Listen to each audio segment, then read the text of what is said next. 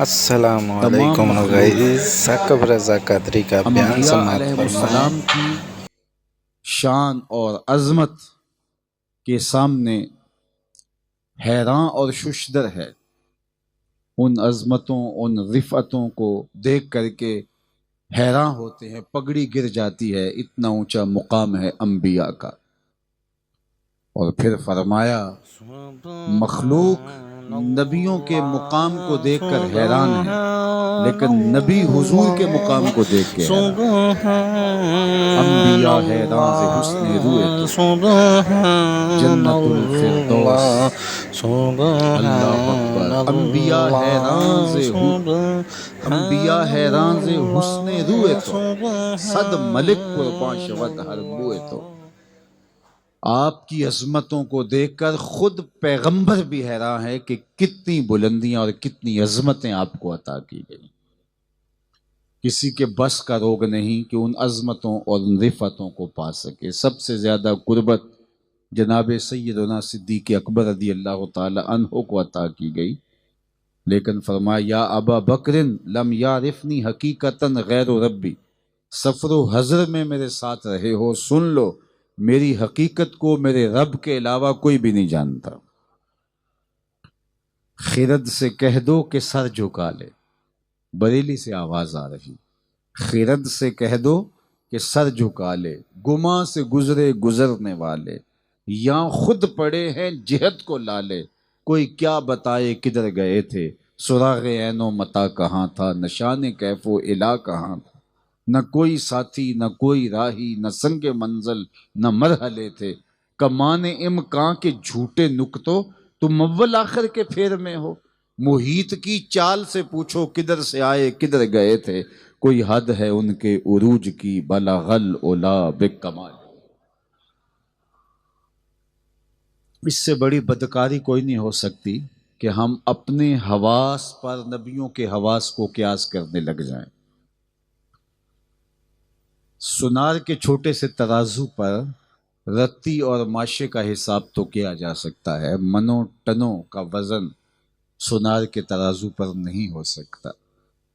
آپ کو شوق آئے تو مجھے تول لیں، مجھے شوق آ جائے تو آپ کو تول لوں، لیکن جو نبیوں کا بھی امام ہو اس کا وزن کون کرے گا؟ کون اس کو تولنے بیٹھے گا؟ کس کے بس میں ہے ان کی عظمتوں کی کنہ تک پہنچنا؟ ان کی رفعتوں کو کوئی چھو نہیں سکتا۔ حضرت ابو الحسن رفاعی فرماتے ہیں میں نے روحانی طور پہ ایک دن پرواز کی، اور اس میں کوئی اختلاف نہیں، دوسری رائے نہیں، کہ روحانی عروج ہو سکتا ہے۔ ہمارے جسموں سے ہماری ارواح لطیف ہیں، اور جو اہل اللہ ہے ان کی ارواح کی لطافتیں کیا کہنے۔ تو وہ فرماتے ہیں میں نے روحانی طور پہ پرواز کی، حتیٰ صعدت فی الفوقانیات، یہاں تک کہ میں بہت اونچا چلا گیا، 7 لاکھ عرش عبور کر گیا۔ آواز آئی ابو الحسن رفاعی کدھر آ رہے ہو؟ تو میں نے کہا مالک معراج کی شب جس عرش کی چھاتی پہ محبوب کے قدم آئے تھے میں اس عرش کی تلاش میں نکلا ہوں۔ نہ سفر بشرط معال ہے، نہ طلب بقید سوال ہے، فقط ایک سیری ذوق کو میں بھٹک رہا ہوں کہاں کہاں، میرے دل کی یہ خلوتیں کئی بار سج کے اجڑ گئیں، مجھے بارہا یہ گماں ہوا تم آ رہے ہو کشاں کشاں۔ کہا میں تو اس عرش کی تلاش میں ہوں جس عرش کی چھاتی پہ محبوب کے مبارک تلوے لگے ہیں۔ تو آواز آئی ارجع لا وصول لک، ابو الحسن رفاعی پلٹ جاؤ، تم کروڑوں سال بھی پرواز کرتے رہو اس عرش تک نہیں پہنچ سکتے جہاں محبوب کے قدم لگے ہیں۔ جس کے قدم اتنے اونچے ہیں اس کا سر کتنا اونچا ہوگا؟ تو کس کے بس کا روگ ہے کہ جو اس نبی کی عظمت کی کنہ تک پہنچ سکے؟ اللہ اکبر۔ ڈٹھے ورق قرآن دے پھول سارے، تیری شان جیا نہیں کوئی ہور ڈٹھا، تیری شان دا کرے مقابلہ جڑا انہوں عاشقاں اصلی چور ڈٹھا، کوئی نور آکھے کوئی بشر آکھے، پیندا رات دنے ایہو شور ڈٹھا، اللہ والیاں گل مکا دیتی تساں ہور ڈٹھا اساں ہور ڈٹھا۔ تم نے حلیمہ کی بکریوں کے پیچھے پیچھے دیکھا ہے، سدرہ پر جبریل کے آگے آگے نہیں دیکھا؟ وہ عظمتیں، وہ رفعتیں اور وہ شانیں اللہ نے اپنے محبوب کو عطا کی ہیں جو انہی کا مقصود ہے۔ آؤ میں تمہیں ایک مجلس رحمت میں لیے چلتا ہوں۔ حضور حجرہ انور میں تشریف فرما ہیں اور صحابہ بیٹھے مجلس بپا کیے ہوئے۔ صحابہ کی مجلس کتنی مقدس ہوگی اور اس کے عنوانات کتنے پاکیزہ ہوں گے۔ اب آئیے دیکھیے اس مجلس میں عنوان کیا ہے۔ ایک نے کہا حضرت آدم علیہ السلام کی بڑی شان ہے، ابو البشر ہیں، انسانیت کا نقطۂ آغاز ہیں، صفی اللہ ہیں، اللہ کا انتخاب ہیں، مسجود الملائک ہیں، تمام انسانوں کے باپ ہیں۔ دوسرے نے کہا ہوا کذالک، ایسے ہی ہے جس طرح تم کہہ رہے ہو، لیکن شان حضرت ابراہیم خلیل اللہ کی کون سی تھوڑی ہے؟ اللہ کے حکم پر بیٹے کی گردن پہ چھری رکھ دینا تماشائے لب بام تو نہیں ہے۔ جہاں ہمالیہ کا کلیجہ بھی ہوتا تو پانی ہو جاتا، وہاں باپ اپنے بیٹے کی گردن پہ چھری رکھ کے اس کو عملاً ذبح کرنے کے لیے آمادہ ہو جاتا ہے۔ اللہ نے حکم دیا تو اپنے بیٹے کو اور جوان سال بیوی کو وادی غیر ذی زرع میں چھوڑ آئے، جہاں کوئی انسانی وجود تو انسانی وجود، حیوانی وجود تو حیوانی وجود، نباتات، حشرات الارض اور چوپائے بھی نہیں تھے، پانی کی بوند تک نہیں تھی، وہاں اشجار بھی نہیں تھے۔ اللہ اکبر۔ تھوڑے سے ستو دیے، پانی کا ایک چھوٹا سا مشکیزہ، اور کہا کہ تم یہاں رکو گے، اور چلنے لگے۔ پاک باز خاتون نے دامن تھام لیا کہ آپ ہمیں چھوڑ کے کہاں جا رہے ہیں؟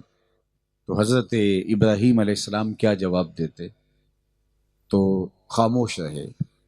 پھر قدم اٹھایا تو پاک باز خاتون سیدہ ہاجرہ نے دامن پکڑا، تمسکت بِأَزْيَالِهِ، دامن تھام کے کہا کہ اس وادی بے آب و گیا میں، جہاں نہ سبزہ ہے، جہاں نہ آب و دانہ ہے، جہاں نہ کوئی اور انسانی حیوانی وجود ہے، وہاں چھوڑ کے آپ ہمیں کہاں جا رہے ہیں؟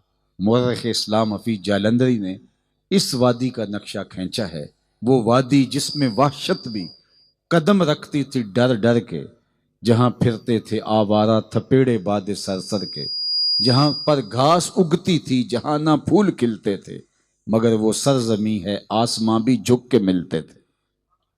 اس وادی بے آب و گیا میں اپنی جوان سال بیوی حضرت ہاجرہ اور اپنے فرزند حضرت اسماعیل کو چھوڑ کے جا رہے ہیں اللہ کے حکم پہ۔ تیسری مرتبہ پھر خاتون نے دامن تھاما، کہا کہ اس وادی بے آب و گیا میں چھوڑ کے ہمیں کہاں جا رہے ہیں؟ تو پھر بھی جواب نہیں دیا۔ تو خاتون نے خود ہی پوچھا کیا یہ اللہ کا حکم تو نہیں؟ قالا نعم، کہا ہاں اسی کا حکم ہے۔ تو سیدہ ہاجرہ نے فوراً ہاتھ چھوڑ دیا، کہا پھر آپ خیر سے جائیے، اگر اس کا حکم ہے تو وہ ہمیں ضائع نہیں ہونے دے گا۔ اور جہاں دن بھی نہیں کٹتے تھے وہاں اس خاتون نے راتیں کاٹی، اور پھر اللہ نے ان کے لیے زمزم کا چشمہ جاری کیا، اور انسانوں کا انبو آج تڑپتا ہے اس وادی کو دیکھنے کے لیے۔ آج دل تڑپتے ہیں، بے چینیاں، اضطراب، التہاب اور پیچ و تاب اس شہر نور میں جانے کے لیے، لیکن اس وقت بے آب و گیا وادی میں اللہ کے حکم پہ اپنے فرزند کو اور اپنی اہلیہ کو چھوڑا، بے خطر نار نمرود میں چھلانگ لگا دی۔ یار بڑی شان ہے حضرت ابراہیم کی، اللہ نے خلت کا تاج پہنایا، خلیل قرار دیا۔ ایک بولا ہوا کذالک، ہاں ہاں ایسے ہی ہے جیسے تم بول رہے ہو، لیکن شان حضرت موسیٰ علیہ السلام کی کون سی تھوڑی ہے؟ ہاتھ میں عصا ہے، سر پہ امامہ ہے، سادہ سا لباس زیب تن کیا ہے، اور فرعون کے دربار میں کھڑا اللہ کا نبی اللہ کی توحید کا اعلان کر رہا ہے۔ اللہ اکبر۔ فرعون جادوگروں کو بلا لیتا ہے اور وہ رسیاں ڈال دیتے ہیں، لیکن اللہ حضرت موسیٰ علیہ السلام کے ہاتھ کے عصا کو اژدہا بنا دیتا ہے۔ کیا شان دی ہے، سرے طور خدا سے ہم کلام ہونے والا پیغمبر حضرت موسیٰ، کیا شان ہے ان کی۔ ایک بولا ہوا کذالک، ایسے ہی ہے جس طرح تم نے کہا، لیکن شان حضرت عیسیٰ علیہ السلام کی تھوڑی ہے کہ بن باپ کے پیدا ہوئے، کلمت اللہ، روح اللہ. لوگوں کے پیٹ ان کے سامنے شیشے کی بوتلوں کی طرح تھے، جو کھا کے آئے وہ بھی بتاتے، جو ذخیرہ کر کے آئے وہ بھی بتا دیتے. مردے کو ٹھوکر مارتے اٹھ کے باتیں کرنے لگ جاتا، کوڑی کے جسم پہ ہاتھ پھیرتے شفا ہو جاتی، نابینے کی آنکھوں پہ انگلی رکھ دیتے نور اتر آتا، مٹی کا پرندہ بنا کے پھونک مار کے اڑا دیتے. کیا شان ہے حضرت عیسیٰ کی. یہاں تک بات پہنچی تھی کہ حضور تشریف لے آئے. ہم تو عرض کرتے ہیں نا، سنا ہے آپ ہر عاشق کے گھر تشریف لاتے ہیں، ہمارے گھر بھی ہو جائے چراغاں یا رسول اللہ، لیکن عملاً چراغاں ہو جاتا ہے. میں کہتا ہوں کہ اگر حضور تشریف نہ لاتے تو آگے ذکر تو حضور کا ہی آنے والا تھا، لیکن وہ جان تمنا خود جلوہ گر ہو گئے. حضرت عیسیٰ تک بات مکمل ہو چکی تھی، اب بات چل کے حضور کی دہلیز تک آنی تھی. ہر راہ پہنچتی ہے تیری چاہ کے در پہ، ہر حرف تمنا تیرے قدموں کی صدا. راستہ تو سارا ادھر ہی جاتا ہے. اب پیغمبروں کا ذکر کر کے جب یہاں تک پہنچے تھے تو حضور خود ہی تشریف لے آئے اور فرمایا میں تمہارا کلام کرنا اور اس پر اظہار تعجب کرنا خوشی سے وہ سماعت کیا. جو تم نے کہا درست کہا. تم نے کہا آدم صفی اللہ ہیں، ہوا کذالک ایسے ہی ہے. تم نے کہا کہ حضرت ابراہیم خلیل اللہ ہیں، ہوا کذالک. تم نے کہا کہ موسیٰ کلیم اللہ ہے، ہوا کذالک. تم نے کہا عیسیٰ روح اللہ کلمۃ اللہ، ہوا کذالک. الا وانا حبیب اللہ، سن لو میں اللہ کا حبیب ہوں. ولا فخرا، لیکن یہ بات بطور فخر نہیں کہہ رہا بلکہ اظہار حقیقت ہے، حقیقت واقعہ کا بیان ہے، تحدیث نعمت ہے. یہ بات میں بطور فخر نہیں کہہ رہا. الا وانا حبیب اللہ، سن لو میں اللہ کا حبیب ہوں. اور جو اللہ کا حبیب ہوتا ہے وہ ساری صفات کا جامع ہوتا ہے.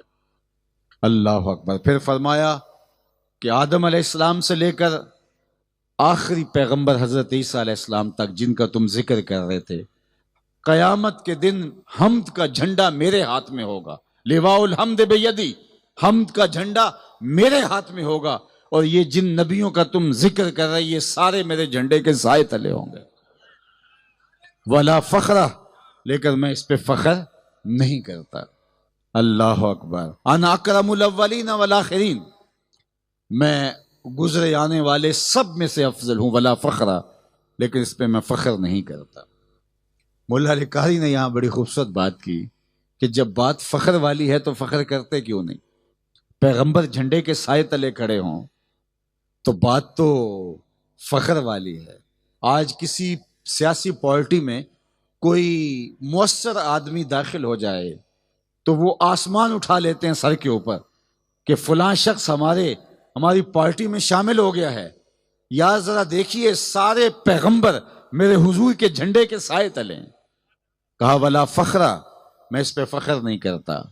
بات تو فخر کی ہے. ابو البشر جھنڈے کے سائے تلے ہوں، حضرت عیسیٰ جھنڈے کے سائے تلے ہوں، کلمۃ اللہ جھنڈے کے سائے تلے ہوں، روح اللہ جھنڈے کے سائے تلے ہوں. جس کے چراغ حسن سے پورا مصر چمک اٹھا وہ جناب یوسف جھنڈے کے سائے تلے ہوں. اللہ سے ہم کلام ہونے والا حضرت موسیٰ کلیم اللہ جھنڈے کے سائے تلے کھڑا ہو، بات تو فخر والی ہے. حضرت خلیل اللہ جھنڈے کے سائے تلے کھڑے ہوں، بات تو فخر والی ہے. حضرت سلیمان پوری دنیا پہ حکومت کرنے والے پیغمبر جھنڈے کے سائے تلے کھڑے ہوں، حضرت داؤد جھنڈے کے سائے تلے کھڑے ہوں، بات تو فخر والی ہے. کہا ولا فخرہ، میں فخر نہیں کرتا. کیا خوب بات کی. کہا کہ میں کیوں فخر کروں؟ فخر تو یہ کریں کہ جن کو میرے جھنڈے کا سایہ نصیب ہو گیا. فخر کا دل میں دریچہ باز کرنا چاہیے، جن کا تو آقا ہے ان کو ناز کرنا چاہیے. انہیں فخر کرنا چاہیے کہ حضور کے جھنڈے کا سایہ نصیب ہو گیا. تو فرمایا کہ میں سارے نبی میرے جھنڈے کے سائے تلے ہوں گے. ولا فخرہ، لیکن میں اس پہ فخر نہیں کرتا. تو سارے نبیوں کو جو اوصاف حمیدہ دیے گئے، شانیں دی گئیں، عظمتیں دی گئیں، وہ سب کی ساری شانیں حضور کی عظمتوں اور حضور کی ذات میں مندرج ہیں. اللہ اکبر. حسن یوسف دم عیسیٰ ید بیضا داری، آنچ خوباں ہما دارن تو تنہا داری.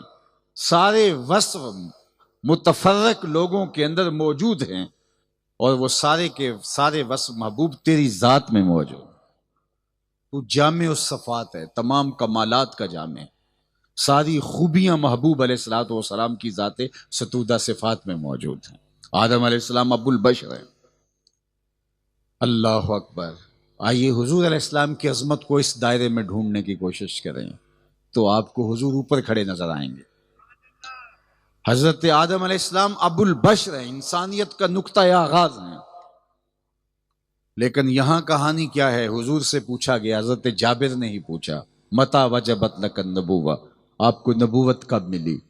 تو فرمایا کنت نبیم و آدم بین الماء والتین، آدم علیہ السلام کا ابھی خمیر گوندا جا رہا تھا، ابھی وہ مرحلہ ماء و تین میں تھے، ابھی ان کا میٹیریل تیار کیا جا رہا تھا، ابھی روح نہیں پھونکی گئی تھی، میرے سر پہ نبوت کا تاج بھی سجا ہوا۔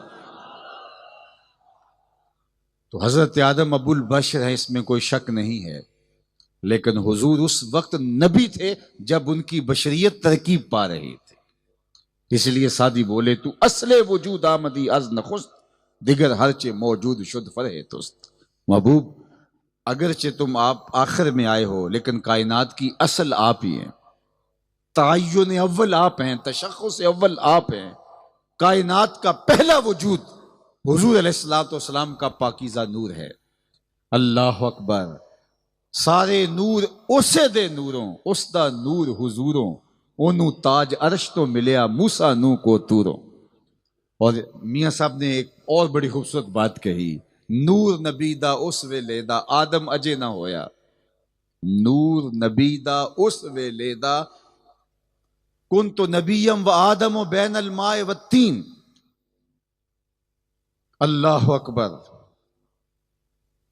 فرمایا اول ما خلق اللہ نوری، اللہ نے سب سے پہلے میرے نور کی تخلیق فرمائی۔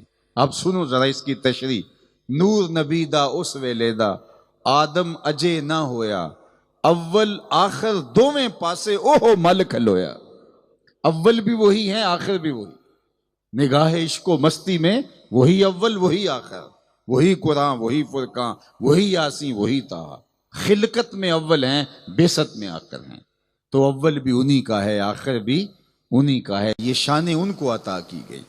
حضرت قاضی ثناء اللہ پانی پتی علیہ رحمت تفسیر مظہری میں لکھتے ہیں کہ حضرت آدم علیہ السلام عالم قرار پائے فرشتوں سے، اور پھر اللہ تعالیٰ جل شانہ نے جو کہا تھا کہ میں اپنی خلافت دینا چاہتا ہوں، تو پھر فرشتوں سے کہا کہ میرے شاہکار کو سجدہ کرو، تو فرمایا کہ جو آدم کو سجدہ ہوا تھا کانا فی جبہتہ ہی نور محمد صلی اللہ علیہ وآلہ وسلم کا، آدم کی پیشانی میں محمد عربی کا نور چمک رہا تھا، یہ سجدہ اس نور کو ہوا تھا۔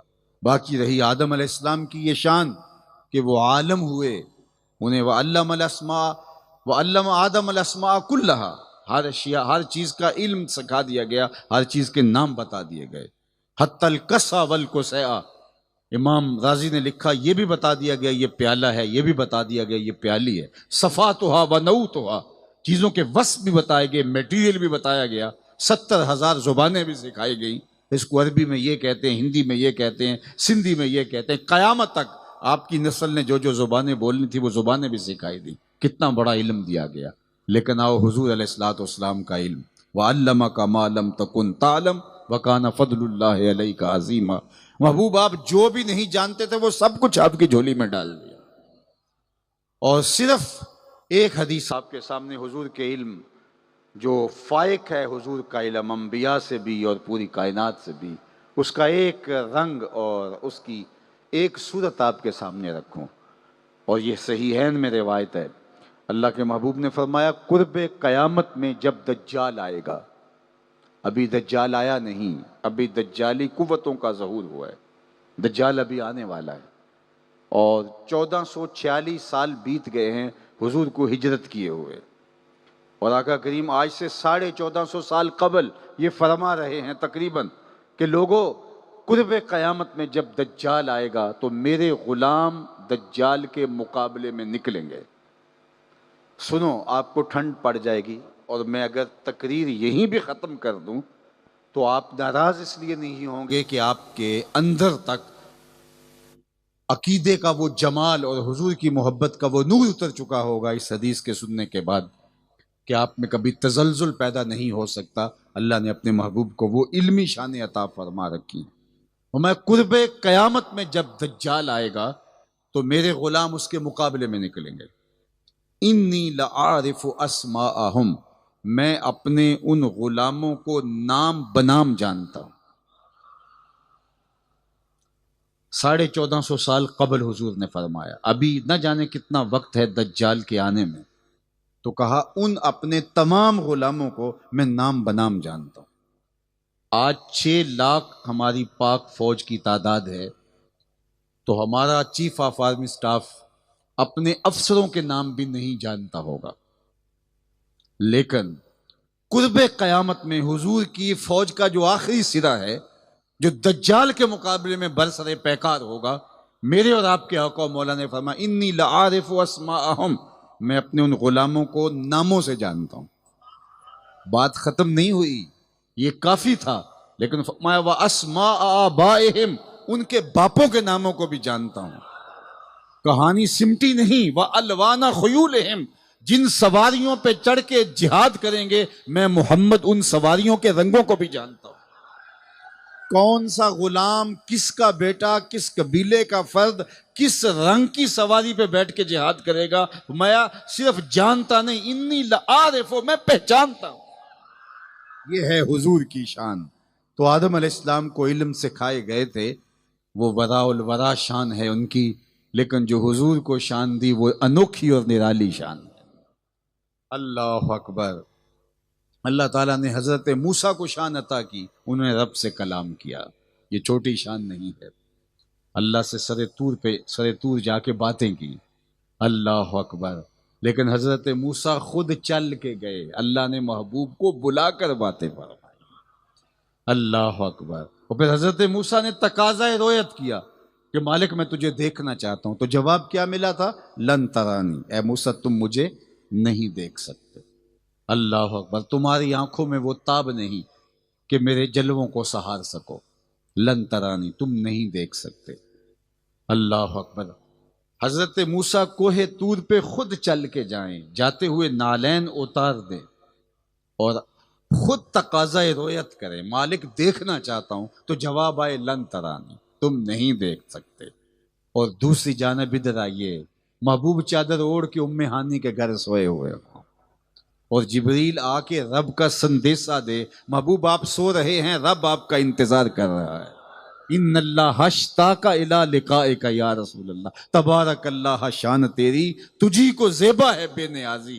کہیں پہ جوش لن ترانی، کہیں تقاضے وصال کہتے ہیں. کوئی خود چل کے جاتا ہے اور تقاضۂ رویت کرتا ہے، بے تابی کا اظہار کرتا ہے، مالک تجھے دیکھنا چاہتا ہوں. جواب آتا ہے تم نہیں دیکھ سکتے. اور ادھر حکم ہوتا ہے محبوب آؤ، میں پردے اٹھا کے تمہیں اپنا دیدار کراؤں. اللہ. حضرت موسیٰ علیہ السلام سے کہا تم نہیں دیکھ سکتے. انہوں نے کہا کہ مالک میں تو دیکھنا چاہتا ہوں. جب یہ کہہ دیا کہ تم نہیں دیکھ سکتے، تو پھر بار بار تقاضۂ رویت چھ مانا تھا. علماء نے کہا کہ اللہ کا کلام سنو، اس کی لذت میں مضمون تڑپ تھی جس کے کلام کے اس کے دیدار کا. تو کہا مالک میں دیکھنا چاہتا ہوں.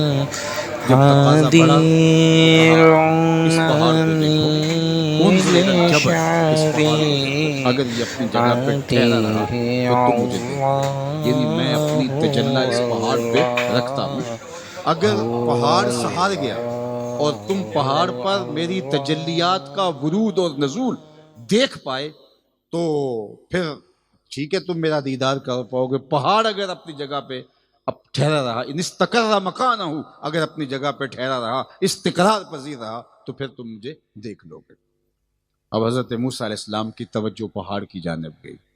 یہاں اگر آپ کی توجہ ہو تو ایک جملہ کہنا چاہتا ہوں. حضرت موسیٰ نے اللہ کا دیدار کیا تھا سب سے پہلے درخت سے.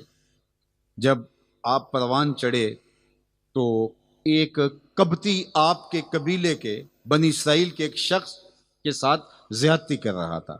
تو حضرت موسیٰ گزرے تو اس نے شکایت کی، تو حضرت موسیٰ نے تھپڑ جڑ دیا، اور جب تھپڑ مارا تو وہیں وہ ڈھیر ہو گیا اور موت واقع ہو گئی. اور مصر کے حالات پہ حضرت موسیٰ علیہ السلام کے لیے سازگار نہ رہے. قرآن میں سارا واقعہ موجود ہے. پھر آپ کو مصر چھوڑنا پڑا تھا. آپ چلتے چلتے شہر مدین کی جانب چلے گئے. وہاں لوگ ایک کنویں پہ اپنے جانوروں کو پانی پلا رہے تھے. 2 لڑکیاں تھیں جو پردے میں ملبوس حیا کی پیکر، وہ اپنے جانوروں کو لے کر کے ایک سمت کھڑی تھی. حضرت موسیٰ سمجھ گئے کہ یہ منتظر ہیں کہ مرد ہٹیں اور جگہ بنے اور ہم اپنے پردے کا خیال اور لحاظ رکھتے ہوئے جو ہے وہ اپنے جانوروں کو سیراب کر لیں. تو حضرت موسیٰ نے آگے بڑھ کے ان کے جانوروں کو ہانکا، پانی پلایا، سیراب کیا اور پھر ان کی جانب ہانک دیا. وہ گھر گئیں تو وقت سے پہلے پہنچ گئیں. تو ان کے والد نے پوچھا کہ آپ اتنی جلدی کیسے آ گئی؟ تو کہا ایک صالح پاکیزہ صفت پاک باز نوجوان، اس نے آج ہمارے ساتھ یہ مہربانی کیا ہے کہ ہمارے جانوروں کو اس نے پانی پلا دیا ہے. تو ان کے والد نے کہا کہ جاؤ اس نوجوان کو بلا کے لاؤ. تو ان میں سے ایک لڑکی حیا میں لپٹی ہوئی، پردے میں سمٹی ہوئی پہنچی اور حضرت موسیٰ کو کہا کہ ہمارے باپ آپ کو بلاتے ہیں.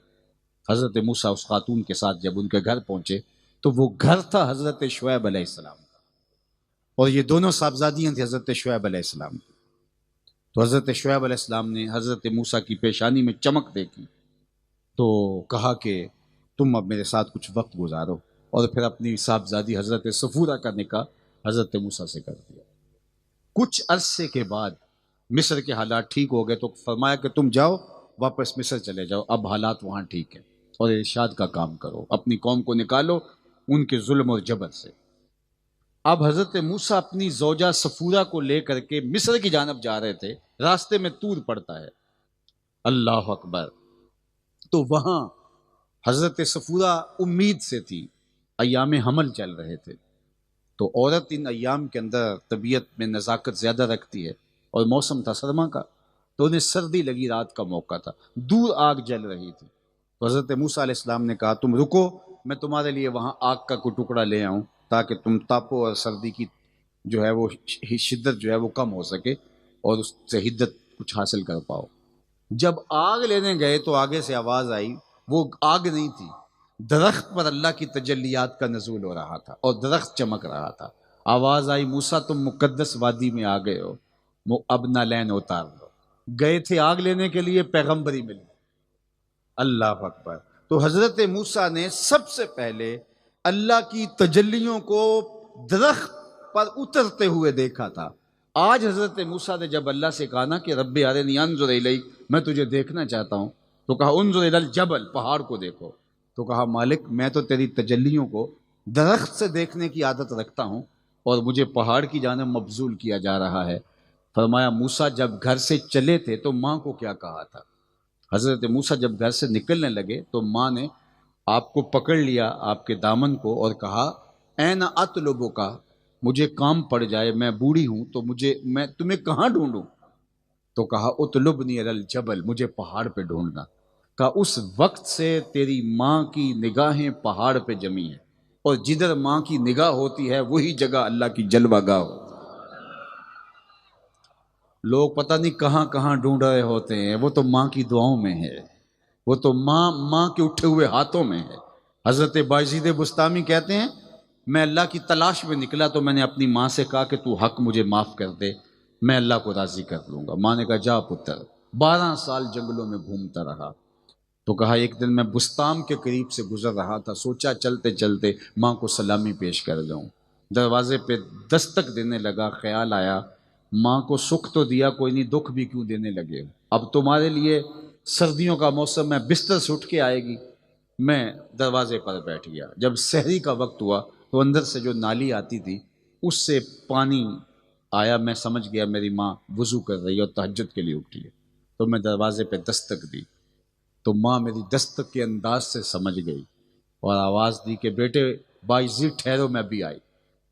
اللہ اکبر. مائیں تو بیٹوں کو نہیں بھولتی. کہا کہ میں آگے بڑھا تو ماں نے دروازہ کھولا. تازہ وضو کے آثار اس کے چہرے پہ حویدہ تھے، اور میرا بکھرا ہوا چہرہ اور پراگندہ بال، 12 سال جنگلوں کی خاک چھان چھان کے یہاں پہنچا تھا. تو میری ماں نے مجھے دیکھا تو اس کی آنکھوں میں آنسو مڑ آئے. کہا مالک میرا بیٹا بایزید تیری طلب میں نکلا تھا، تو نے ابھی تک اسے اپنا قرب نہیں بخشا۔ حضرت بایزید کہتے ہیں 12 سال کی ریاستوں سے جو نہیں ملا تھا ماں کے اٹھے ہوئے ہاتھوں سے مل گیا۔ جدھر ماں کی نگاہ ہوتی ہے وہی جگہ اللہ کی جلوہ گاہ ہو۔ کہا موسیٰ پہاڑ کی طرف دیکھو، اگر یہ اپنی جگہ پہ ٹھہرا رہا تو تم مجھے دیکھ لو گے۔ حضرت موسیٰ کی توجہ پہاڑ پہ لگ گئی تو اللہ تعالیٰ نے اس پہاڑ پر اپنی تجلی کا نزول کیا، اور وہ بھی صوفیہ کہتے ہیں تجلی ذاتی نہیں، تجلی صفاتی، تجلی صفاتی بھی نہیں، اس کا پرتو، عکس، سایہ، ظل، پرچھائی، اور وہ بھی سوئی کے ناکے کے کروڑویں حصے کے بعد اللہ نے پہاڑ پہ اپنی تجلی کا نزول کیا۔ بس تجلی کا پہاڑ پہ آنا تھا کہ طور گوارا نہ کر پایا، جبل طور کو آگ لگ گئی، پہاڑ کو آگ لگ گئی، اللہ اکبر، طور جل اٹھا۔ اور حضرت موسیٰ پر تجلی نہیں آئی تھی، پہاڑ پہ آئی تھی، اور پہاڑ سے منعکس ہو کر جب حضرت موسیٰ پہ تجلی آئی تو قرآن نے بتایا نا خر موسیٰ صاعقہ، حضرت موسیٰ تاب نہ لا سکے، بے ہوشی ہو گئی اور زمین پہ گر پڑے۔ اللہ اکبر، جب ہوش آئی تو کہا مالک میں رجوع کرتا ہوں، میں توبہ کرتا ہوں، جو میں نے تقاضا کیا مجھے نہیں کرنا چاہیے تھا۔ امام برہان الدین حلبی سیرت حلبیہ میں لکھتے ہیں کہ گو تجلیات الہیہ کی حضرت موسیٰ تاب نہیں لا سکے، لیکن آنکھوں میں اللہ کے دیدار کا سرما تو لگ ہی گیا تھا، چمک تو آئی گئی تھی۔ اتنی نظر تیز ہو گئی اس واقعہ کے بعد، کالی رات کے اندھیرے میں کالے پتھر پر کالے رنگ کی چونٹی کو 9 فراسخ دور سے، 1 فرسخ 3 میل کا ہوتا ہے، 27 کلومیٹر دور، 27 میل دور سے، 50 کلومیٹر دور سے، کالے رات کے اندھیرے میں کالے پتھر پر کالے رنگ کی چونٹی کو 27 میل دور سے چلتا ہوا دیکھتے بھی تھے، اور اللہ کا کلام سننے سے سماعتوں میں اتنی طاقت آ گئی تھی اس کے قدموں کی سرسراہٹ کو سنتے بھی تھے۔ یہ کس کی نظر کا کمال ہے؟ جو تجلی صفاتی کے پرتو کو پہاڑ پر منعکس ہو کے تاب نہیں لاتا اور پھر کہتا ہے مالک میں رجوع کرتا ہوں، میں نے کیوں تقاضا کیا، یہ اس کی نظر کا کمال ہے۔ اور جو 18 سال کے برابر ذاتی تجلیوں میں گم رہتا ہے اور آنکھ بھی نہیں جھپکتا، اس محمد عربی کی نگاہوں کا عالم کیا ہو۔ اسی لیے فرمایا انی ارا ما لا ترون واسمع ما لا تسمعون، جو میں دیکھتا ہوں وہ تم نہیں دیکھتے، اور جو میں سنتا ہوں وہ تم نہیں سنتے۔ اللہ اکبر، تجلی ذاتی کا نور حضور نے پایا، اور قرآن نے کہا ما زاغ البصر وما طغی، آنکھ جھپکی بھی نہیں اور حد ادب سے گزری بھی نہیں۔ اللہ اکبر، نہ جھپکتی ہے نہ بہکتی ہے، حد ادب سے بھی نہیں گزرتی اور چندیاتی بھی نہیں ہے۔ اللہ، اس دنیا میں پہلی بار ہوا، اگر آپ کا ذوق میرا ساتھ دے رہا ہو، یہ دنیا میں پہلی مرتبہ ہوا۔ ہوتا یہ ہے کہ جب کوئی نظارہ دیکھے تو منظر کی تعریف نظر کرتی ہے، نظارہ دیکھنے والا کرتا ہے۔ آپ شمالی علاقہ جات میں جاتے ہیں تو وہاں برف پوش وادیاں، پھوٹتے جھرنے، بہتی ندیاں اور بچھی ہوئی جھیلیں، کوہساروں کا منظر اور اگے ہوئے درختوں کا جمال، لٹکتے ہوئے پھل اور شاخوں کے اوپر ہریالیاں، آپ کہتے ہیں کیا منظر تھا یار، کیا منظر تھا۔ اقبال گئے کشمیر میں تو واپس آ کے کہا من خدا را آنجا دیدم بے حجاب، وہاں میں نے اللہ کے جلوے بے نقاب دیکھے ہیں۔ اللہ اکبر، تو نظر منظر کی تعریف کرتی ہے جب کوئی منظر دیکھے۔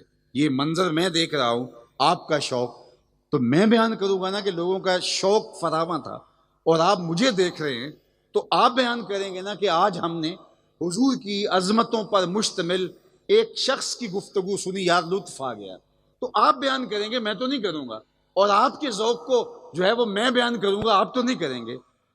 نظر منظر کی تعریف کرتی ہے، شروع سے یہ ضابطہ ہے، لیکن معراج کی شب یہ ضابطہ بدل گیا۔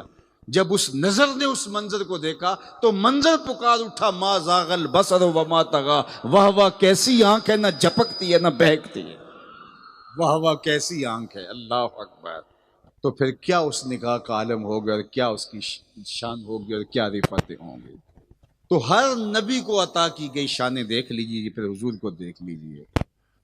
پیغمبروں کی صف میں ایک ایسا نبی بھی ہے جو رخ پہ نقاب رکھتا تھا، اگر نقاب اٹھا دے تو کوئی تاب نہ لا سکے۔ اللہ اکبر، جناب یوسف علیہ السلام جن کے چراغ حسن سے مصر چمکنے لگا۔ اللہ اکبر، زنان مصر نے عزیز مصر کی بیوی زلیخا سے کہا کہ تو غلام پہ دل ہار گئی اور شہر میں باتیں ہونے لگ گئی۔ اب زلیخا نے کہا کہ اگر میں ان کو دلائل دینے شروع کیے، مناظرے چھیڑے، تو یہ تو لمبی کہانی ہے، بہتر نہیں مسئلہ یوں حل کیا جائے۔ اقبال نے کہا تھا خرد کے پاس خبر کے سوا کچھ اور نہیں، تیرا علاج نظر کے سوا کچھ اور نہیں۔ سب کو دعوت پہ بلا لیا، ہاتھوں میں ناشپاتیاں، فروٹ اور مختلف چیزیں دے دیں اور چھریاں بھی دے دیں، اور کہا کہ اب لو اس کو استعمال کرو، کاٹو اور کھاؤ۔ اور ساتھ ہی کمرے میں حضرت یوسف علیہ السلام تھے، ہاتھ جوڑ کے کہتی ہے وقالت تخرج لہن، 2 لمحوں کے لیے آ جا، ذرا رخ سے نقاب سرکا کے گزر جا یہاں سے۔ یہ کہتی ہیں غلام پہ دل ہار گیا، میں ان کو بتانا چاہتی ہوں غلام ہے یا امام ہے۔ اللہ اکبر، ادھر حضرت یوسف علیہ السلام نکلے، ادھر یہ چھریوں سے ناشپاتیاں کاٹنے لگی۔ جو ہی جمال یوسفی دیکھا تو فقط تانا ایدیہن وقلنا حاشا للہ ما ھذا بشرا ان ھذا الا ملک کریم، کہنے لگی یہ بشر ہے ہی نہیں، یہ تو کوئی مقرب فرشتہ ہے۔ اللہ اکبر، جنہ ویکھیا نہیں ہو کرن گلاں، جنہ ویکھیا ہو تے بول دے، جڑے محرم راز حقیقت دے اور راز حقیقت کھول دے۔ اب زنان مصر نے انگلیاں کاٹ لیں جناب یوسف کی ایک جھلک دیکھ کر۔ اب سیدہ عائشہ رضی اللہ تعالی عنہا فرماتی ہیں لوامی زلیخاں لو رأینا جبینہ، کہا زلیخا کو ملامت کرنے والی عورتیں جنہوں نے جمال یوسفی دیکھا اور ان کی انگلیاں کٹ گئیں، کہا وہ عورتیں کاش میرے حضور کی پیشانی کو دیکھتی دل کاٹ لیتی۔ اللہ اکبر، دل کاٹ لیتے۔ اور یہاں امام اہل محبت امام شاہ احمد رضا خان فاضل بریلوی کا ایک تضاد کا شعر ہے، ولی دکنی سے لے کے دور موجود کے شعراء تک، میں نے بالاستیاب تو سب کو نہیں پڑھا لیکن چکھا ضرور ہے ہر ایک کو۔ میرا یہ دعویٰ ہے کہ اردو ادب میں ایسا تضاد کا شعر آپ کو دوسرا نہیں ملے گا۔ کسی ادب میں کسی شعر میں ایک تضاد ہوتا ہے، کسی میں 2، کسی میں 3، لیکن یہاں دیکھیے تضاد کیا ہوتا ہے کہ شاعر ایک بات کرتا ہے پھر اس کا مقابل لاتا ہے دوسرے مصرے میں۔ اب تضاد دیکھیے، حسن یوسف پہ کٹی مصر میں انگشت زنا، 6 چیزیں۔ حسن یوسف پہ کٹی مصر میں انگشت زنا۔ اب تضاد آیا، سر کٹاتے ہیں تیرے نام پہ مردان عرب۔ اللہ اکبر، تضاد دیکھیے، ایک طرف حسن ہے، دوسری طرف صرف نام ہے۔ ایک طرف صرف نام ہے، ادھر حسن ہے، حسن یوسف، اور سر کٹاتے ہیں تیرے نام پہ۔ ایک طرف حسن ہے، حسن مجسم وجود ہے، دوسری طرف صرف نام ہے۔ ادھر انگلیاں ہیں، ادھر سر ہیں۔ یہ انگلیاں عورتوں کی، وہ سر مردوں کے۔ یہ عورتیں مصر کی، وہ مرد عرب کے۔ وہاں کٹیں، خود کاٹی نہیں کٹیں، یہاں کٹاتے ہیں۔ وہاں ارادہ نہیں پایا جاتا، یہاں ارادہ پایا جا رہا ہے۔ اور وہاں کٹیں ماضی ہے، ایک بار کٹیں، یہاں کٹاتے ہیں، تسلسل باقی ہے، سلسلہ ختم نہیں ہوگا، جاری رہے گا۔ اب ذرا اس شعر کو اس تناظر کے اندر اب اس کا لطف لیجیے، کتنے تضاد ہیں، اور اس شعر کا جمال دیکھیے۔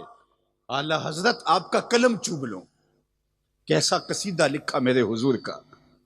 اب اس کا لطف لیجیے، اس کا سرور اپنی روح میں اتاریے۔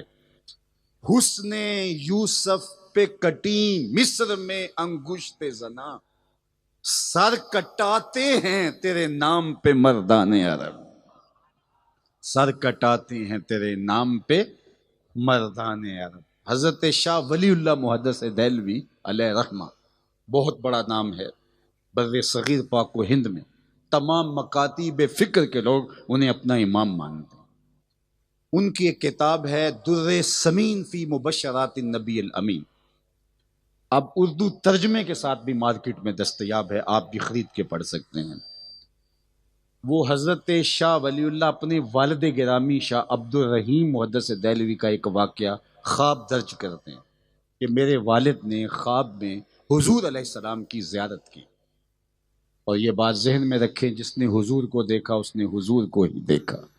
شیطان خواب میں آ کر حضور کی مثل ہونے کا دعویٰ نہیں کر سکتا۔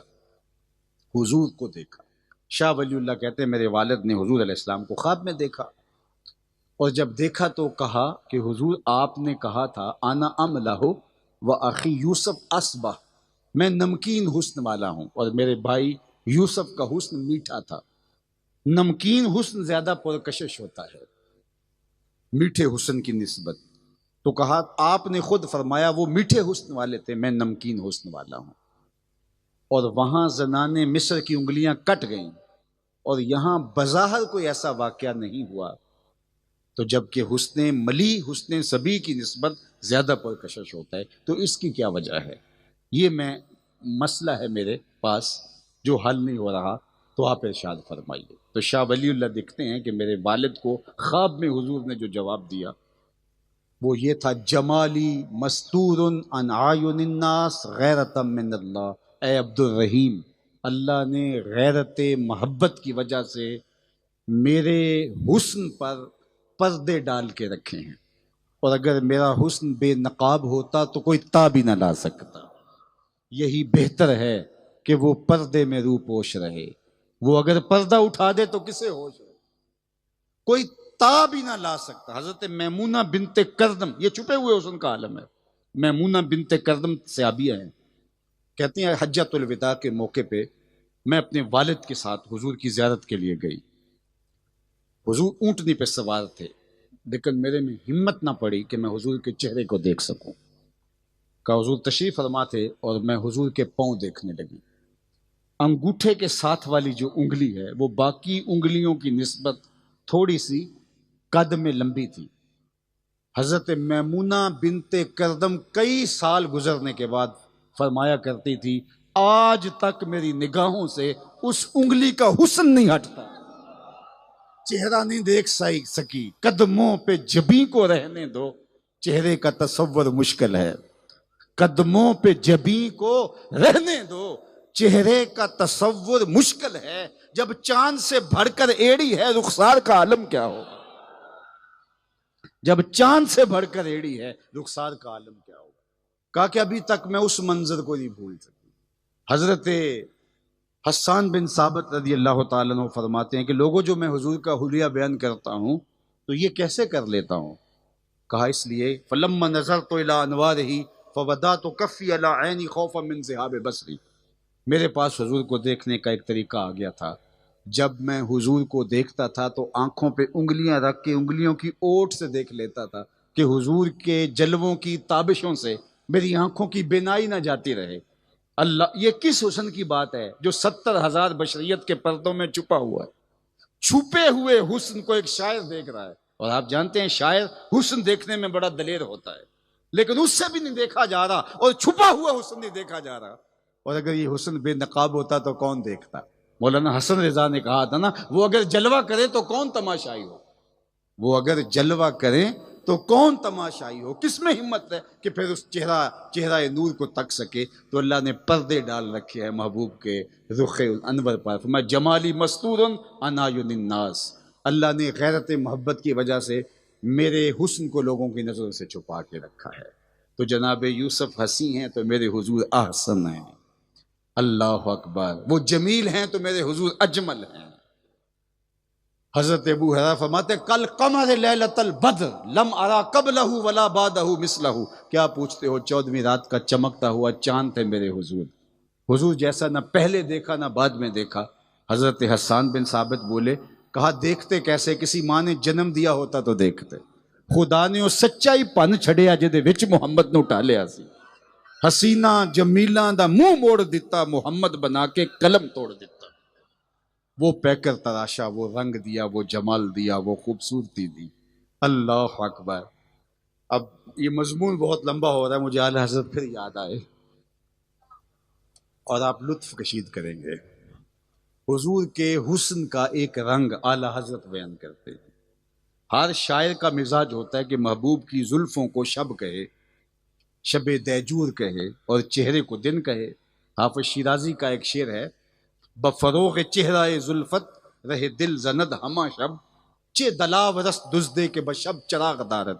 وہ اپنے محبوب کے بارے میں کہتا ہے کہ کالی رات کے اندھیرے میں، یعنی اپنی زلفوں کے اندھیرے میں، رات میں چہرے کا چراغ جلا کے لوگوں کے دل لوٹتا پھر رہا ہے۔ کتنا بہادر چور ہے کہ دن کو لوٹ رہا ہے، دن کو چراغ جلا کے لوٹ رہا ہے۔ تو محبوب کے چہرے کو دن کہنا اور زلفوں کو شب کہنا، یہ شاعروں کے ہاں شائع ہے۔ اعلی حضرت کا بھی جی چاہا، پھر ہمت نہ پڑی کہ حضور کی زلفوں کو شب کہوں، پھر کہا چلو شب نہیں کہتا، شب قدر کہہ دیتا ہوں۔ اب ذرا یہاں لطف دیکھیے جو اعلی حضرت کے شعر سے کشید آپ کر سکتے ہیں۔ حضور درمیان میں مانگ نکالتے تھے، اور جب مانگ نکالتے تو سر انور کی سفیدی جو ہے وہ نظر آتی سیاہ زلفوں کے اندر سے، تو ایسے لگ رہا ہوتا جیسے پو پھٹ رہی ہو۔ تو ذرا اس تصور کو دیکھیے، لیلۃ القدر میں مطلع الفجر حق، مانگ کی استقامت پہ لاکھوں سلام۔ اب بات زلف کی چلی تو اعلی حضرت کا ایک اور اسلوب دیکھ لیجئے۔ حضور کے بال بالکل گنگریالے بھی نہیں تھے اور بالکل سیدھے بھی نہیں تھے، ہلکا خم لیے ہوئے تھے، اور کشادہ پیشانی حضور کی، اللہ اکبر، آئینہ تمثال پیشانی۔ تو حضور کے دو ابرو کوس مثال دسن، پیر میرے علی شاہ نے کہا، یہ دو کوسین بنتے ہیں تو درمیان میں محراب بنتا ہے۔ تو حضور علیہ الصلوۃ والسلام کا مبارک سر میں کنگھی فرماتے تو کوئی بالوں کی لٹ، کوئی بال لٹک کر کے حضور کے مبارک پیشانی کے اوپر آ جاتا اور ہلکا سا اس میں خم ہوتا۔ اب اس تخیل کو ذرا اعلی حضرت کے ہاں دیکھیے، اور میری گفتگو اس کے ساتھ ہی، چونکہ آگے حضرت عیسیٰ کی کہانیاں بھی ہیں اور انبیاء کی بھی ہیں، لیکن جو مجھے وقت دیا وہ اختتام کو پہنچا، لیکن اس کے نشے میں آپ جائیں گے کہ سفید پیشانی حضور کی، چاندی سے زیادہ چمکتی روشن، اور سیاہ گھنی کالی زلفیں، اور ہلکا سا اس میں خم، اور دو ابروؤں کا بنا ہوا محراب، اور جب وہ ڈھلک کے جھک کے حضور کی پیشانی پہ خمدار بلدار زلف آتی تو ذرا اس تخیل کو دیکھیے۔ خم زلف نبی ساجد ہے محراب ابرو میں۔ اقبال کہتے ہیں کہ محراب ابرو میں حضور کی زلف سجدہ ریز ہے، اور جو سجدے میں ہوتا ہے وہ کوئی تسبیح بھی پڑھتا ہے۔ تو آپ ذرا اس کا لطف لے لیجئے۔ خم زلف نبی، حضور کی زلف کا خم، خم زلف نبی ساجد ہے محراب ابرو میں،